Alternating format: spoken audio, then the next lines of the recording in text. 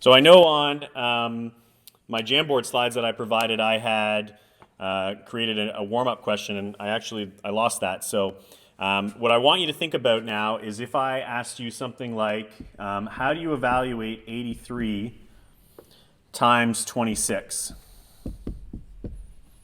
How would you do that? Without a calculator. Yeah, stack it. Stack it. So what does that mean?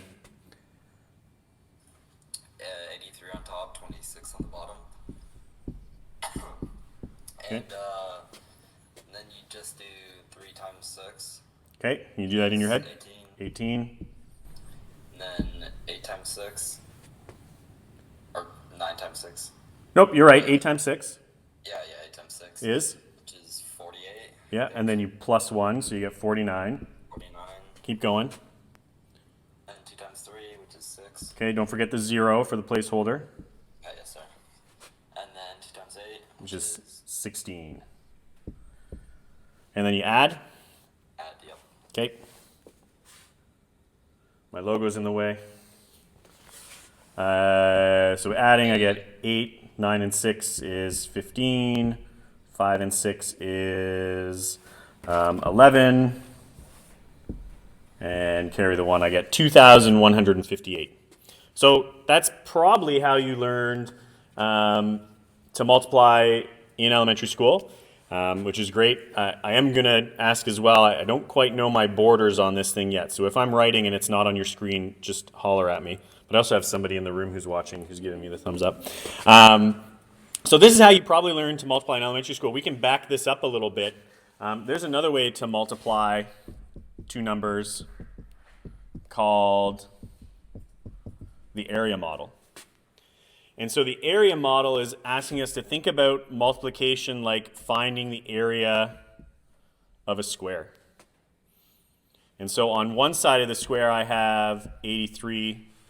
On the other side of the square I have 26. And I break this up into its place value. So I have 80 tens and 3 ones.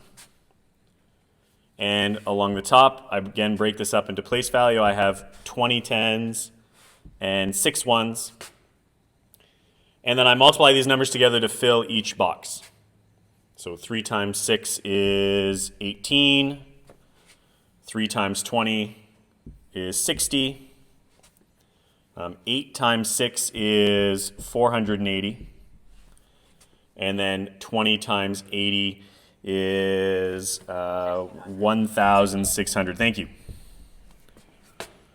I'm doing like the weatherman thing and multiplying in my head, so it's causing me a little bit of a delay. So I do this area model and I knock out all these numbers, and then my final step is just to add each number in each block together.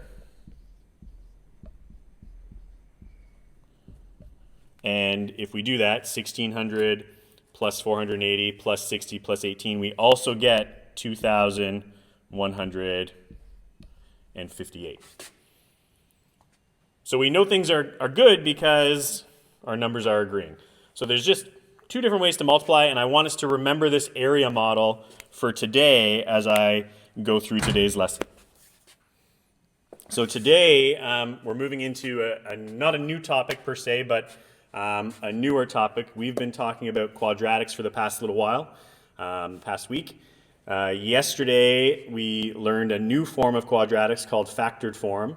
The day before that, we learned about standard form, and we learned that both forms together can represent the same graph.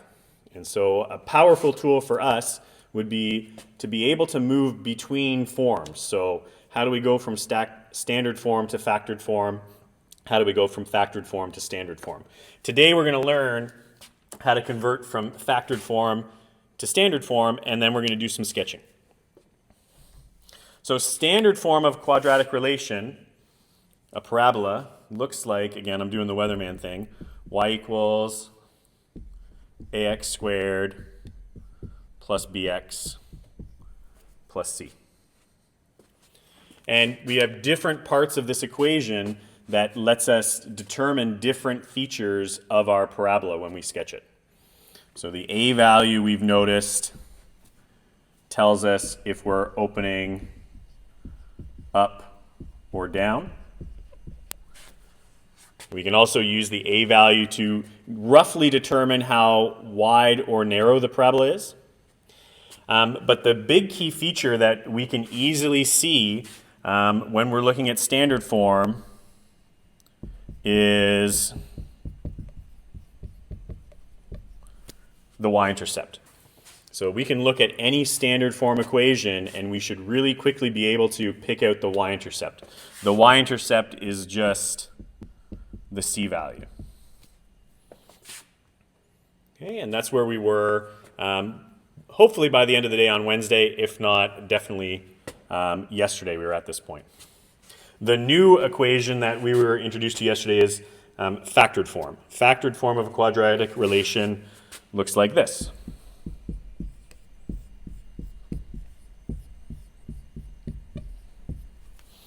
So y equals a in brackets x minus r times in brackets x minus s. And again, this a value tells us the direction of opening. And then what we learned yesterday is that our r and s values are the x-intercepts. And so this generic equation would have x-intercepts of r comma 0 and s comma 0. If I was to do some numbers,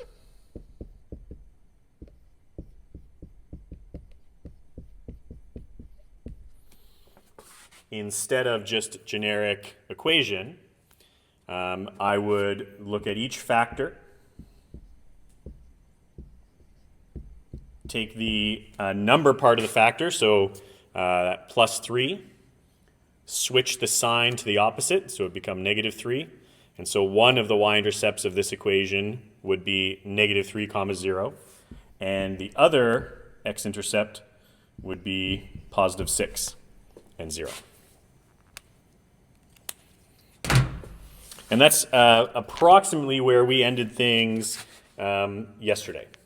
And so today we want to be able to take this equation that's in factored form and manipulate it algebraically to convert it to an equation that is in standard form. So we're gonna see how to do that in a moment. So as I said on the previous example, in factored form, the key feature that we can easily see is the x-intercept. In both standard and factored form, the key feature we can easily see is that a value. In standard form, we can see that a value, which is the direction of opening.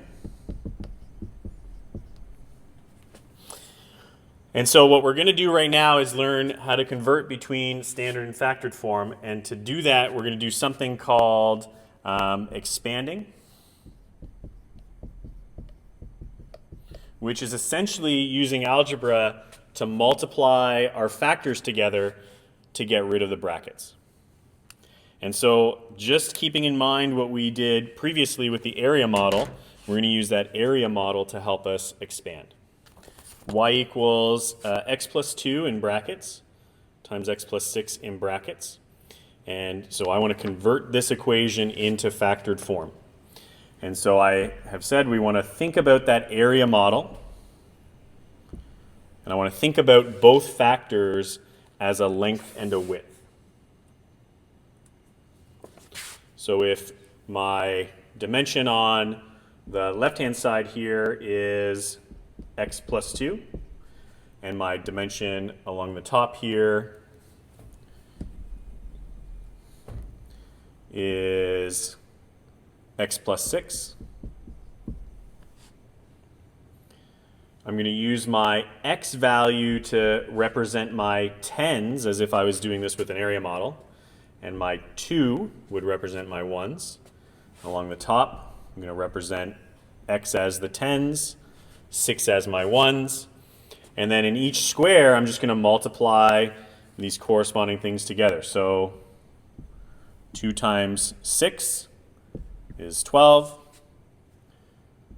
2 times x is 2x. X times 6 is 6x. And then x times x would be x squared. So taking this original equation, x plus 2 times x plus 6, and expanding using the area model,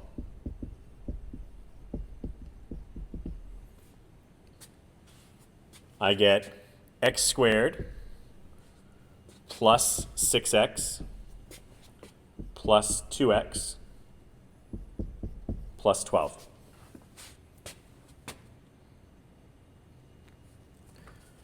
I notice as I'm looking at this equation that I have two like terms. So I'm going to add my like terms together. 6x plus 2x is 8x plus 12. And so what we should notice, which you can do in Desmos, if you graph both of these equations, you should see that both of these equations produce the exact same graph. So graphing produces identical.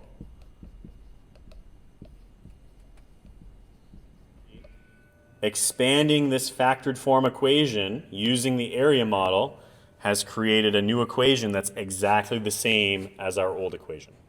It just looks different. Are there any questions so far about how I use the area model to expand? So example 2, a similar question. I want to convert x minus 4 squared from factored form into standard form. And so even though this looks a little different than our previous example, this x minus 4 squared, all that means is I have a repeated factor of x minus 4. So really this equation is two factors of x minus 4. I'm going to use the area model again.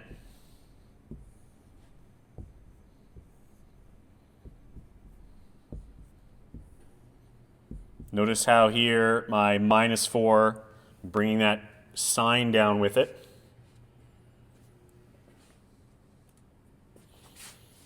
And then I multiply to fill in every box. So negative 4 times negative 4 for this box here is going to be positive 16.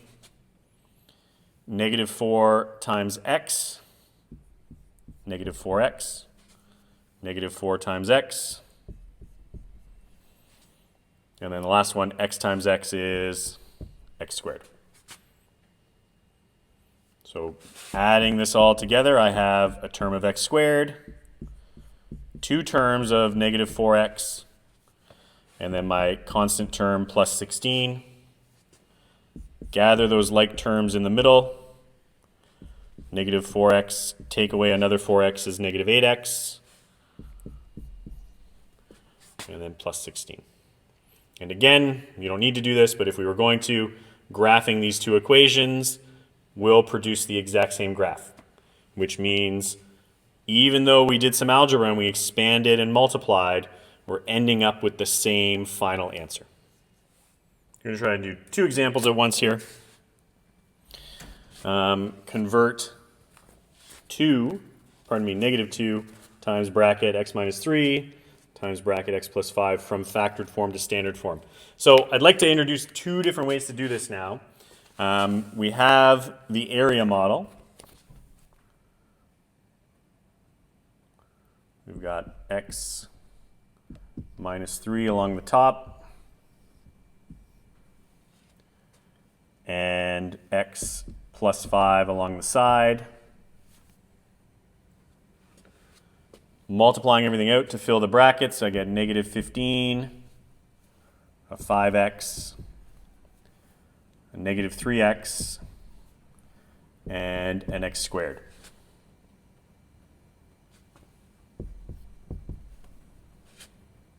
Taking everything together and adding it all together, I get x squared plus 5x minus 3x minus 15, but recall that at the beginning of the question, our factors had a negative 2 attached at the front. So I need to do two things. First, I'm going to gather my like terms. I get 5x minus 3, I get plus 2x minus 15.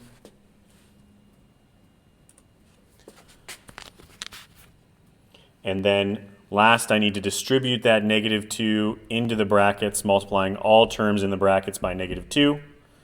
So I get negative 2x squared plus 2x,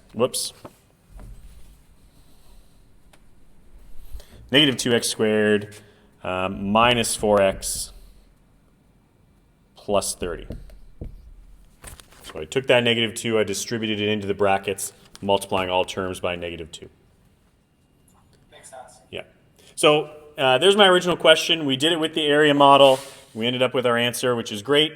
But as we get more comfortable with this, we want to move away from the area model into something a little bit more streamlined. And that's a method called FOIL, which some of you might have heard about before. FOIL stands for first, outside, inside, and last. And it's just a device to help me and help you remember an order of operations as we're expanding these brackets. So let me show you what that looks like in practice. F first means multiply the first two terms of these brackets together. So I'm going to multiply x times x, and I get x squared.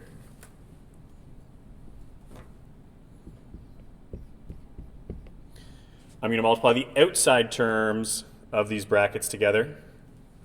So x times 5, I get positive 5x. I'm going to multiply the inside terms together. Negative 3 times x. And then I'm going to multiply the last two terms together. Negative 3 times positive 5, I get negative 15. Look at how similar these two lines look. I gather my like terms. 5 take away 3, or 5x take away 3x is 2x. And then my last step is to distribute that negative 2 into the brackets. So I get negative 2x squared minus 4x plus 30. So now we've got two different methods for expanding from factored form to standard form. You can use the area model every time. It'll always work. But if you want to get faster and if you want to streamline your work a little bit, you can start to use the FOIL method, which we're going to do in the next example. I have 3x and minus 2.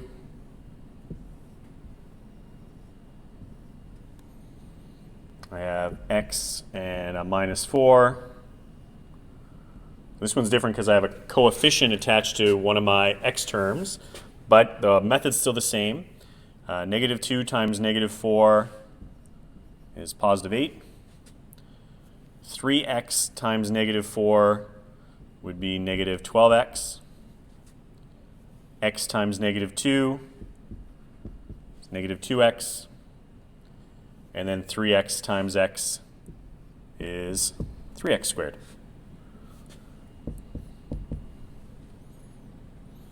So adding this all together, I have 3x squared minus 2x minus 12x plus 8.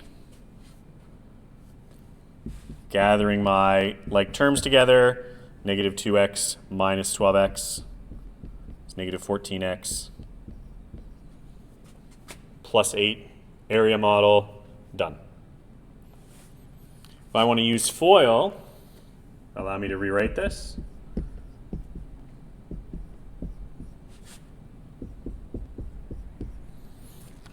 So I have 3x minus 2 times x minus 4. FOIL, first, outside, inside, last. So I multiply the first two terms together. 3x times x is 3x squared. I multiply the outside terms together. 3x times negative 4 should be negative 12x.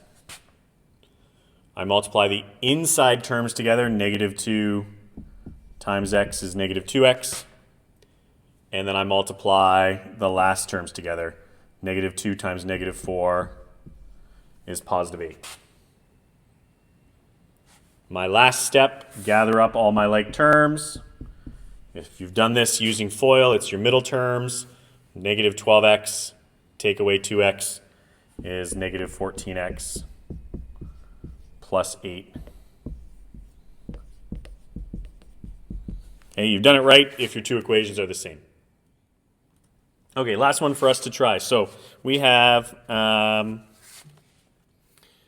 equation that we want to convert into convert into standard form from factored form.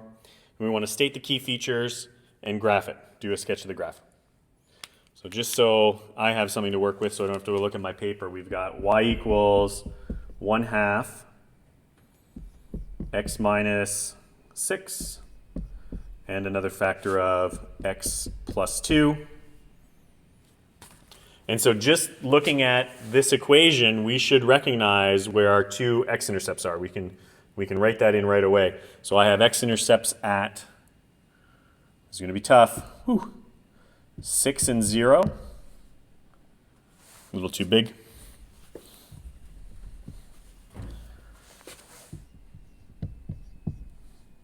Better. So x-intercepts at 6 and 0 and negative 2 and 0. Our axis of symmetry we can figure out using the equation that we learned yesterday, r plus s divided by 2. So if our r value is 6 and our s value is negative 2,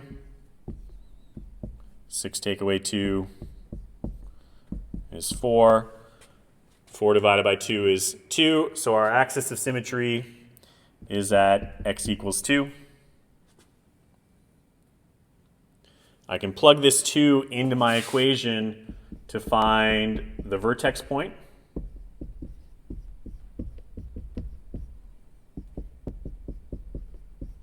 Two take away 6 is negative 4. 2 plus 2 is positive 4. I get 1/2 times negative 16. And half of negative 16 is negative 8. So my vertex is at 2 and negative 8. Direction of opening. Well, my A value is 1/2, which means it's positive, which means this is going to open up. And now the only thing I have left to do is convert this into standard form.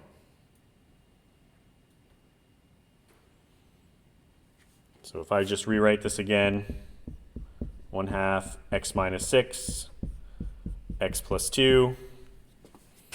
I could do the area model, and if you're at home and you want to do the area model to solve this, you can, but I think I'm going to FOIL. And so expanding here, first two terms, I have x squared. The outside terms, I have plus 2x. Inside terms give me negative 6x. And the last two terms, I get negative 12. Gathering my like terms together, I have 2x, take away 6x, that's negative 4x. Take away 12, and then last, distribute that 1/2 into the brackets. And so my final equation would be 1/2 x squared minus 2x minus 6. And expanding like this tells me what my y-intercept is. My y-intercept, I have all the information I need now to draw a sketch. And this is going to really be challenging for me to draw a sketch on this graph here while I'm doing all this. So forgive me. You can probably do this better at home by marking these key points in. So this is going to be a huge failure. I have a y-intercept at negative 6.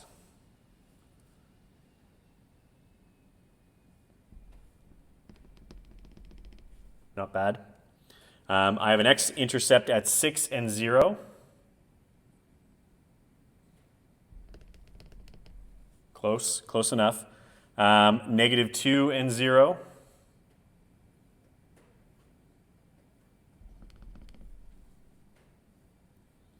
I have an axis of symmetry at x equals 2.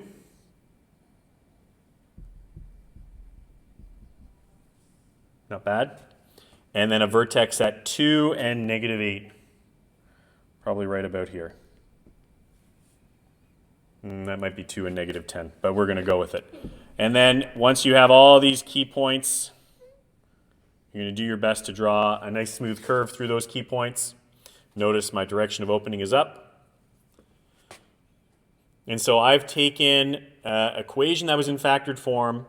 I used that equation to find all of my key features that I could, remembering the factored form tells me the x-intercepts in the direction of opening. It doesn't tell me the y-intercept. So I needed to expand this using FOIL, or if you would prefer the area model. Once you've expanded, you can identify the y-intercept, and then we can draw a nice quick sketch of this, which of course you can take back to Desmos and throw it into Desmos and see how accurate your sketch is compared to mine and compared to the power of that graphing calculator.